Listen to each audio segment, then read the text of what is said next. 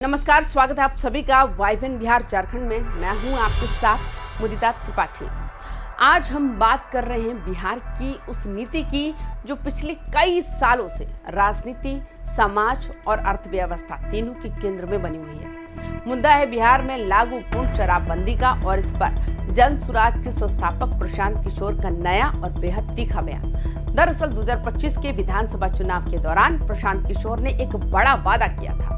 उन्होंने कहा था कि अगर उनकी पार्टी जनसुराज की सरकार बिहार में बनती है तो वे सत्ता में आते ही सिर्फ 1 घंटे के भीतर शराबबंदी खत्म कर देंगे। उस समय उन्होंने दावा किया था इस फैसले से बिहार को हर साल लगभग 20,000 करोड़ रुपए का राजस्व मिल सकता है। तो अभी अवैध नेटवर्क और शराब माफियाओं की जेब में जा रहा है। लेकिन अब चुनाव बीतने के करीब 3 महीने बाद प्रशांत किशोर का ये आंकड़ा और भी बड़ा हो गया।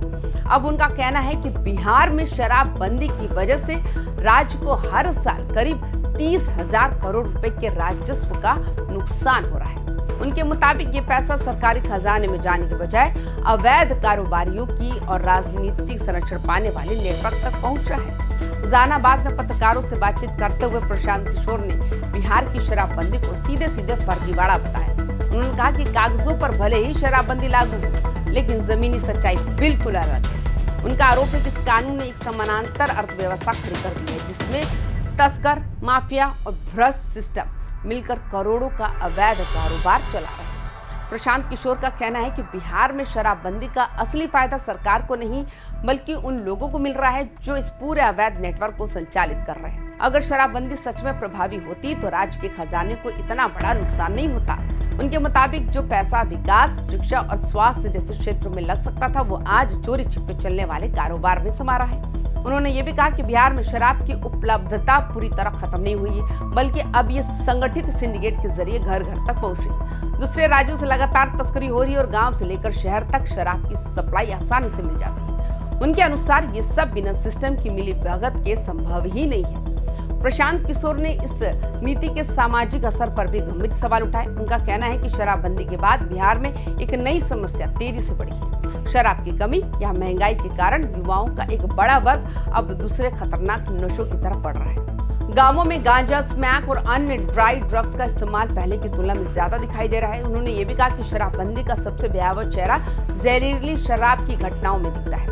हाल के दिनों में जहानाबाद में जहरीली शराब से 5 लोगों की मौत का मामला सामने आया था। इससे पहले छपरा में एक साथ दर्जनों लोगों की जान चली गई। आंकड़ों की बात करें तो 2016 में शराबबंदी लागू होने के बाद से अब तक 5,000 से ज्यादा लोग जहरीली शराब की वजह से अपनी जान गंवा चुके हैं। प्रशांत किशोर का तर्क है कि अगर किसी नीति के कारण राज्य को भारी आर्थिक नुकसान हो रहा है तो अवैध कारोबार बढ़ रहा हो, युवाओं में नए तरह के नशे फैल रहे हो और जहरीली शराब से लगातार मौतें हो रही हो, तो उस नीति की गंभीर समीक्षा जरूरी हो जाती है।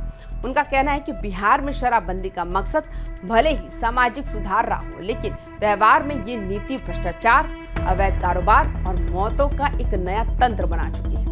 इसलिए इसे खत्म कर एक पारदर्शी और नियंत्रित व्यवस्था लाने पर विचार किया जाना चाहिए। अब बड़ा सवाल यही है, क्या बिहार की शराबबंदी सच में सामाजिक सुधार का मॉडल है या फिर ये ऐसी नीति बन चुकी है जिससे राज्य की अर्थव्यवस्था को भारी झटका लग रहा है? और क्या आने वाले समय में ये मुद्दा बिहार की राजनीति में एक बड़ा चुनावी एजेंडा बन सकता है?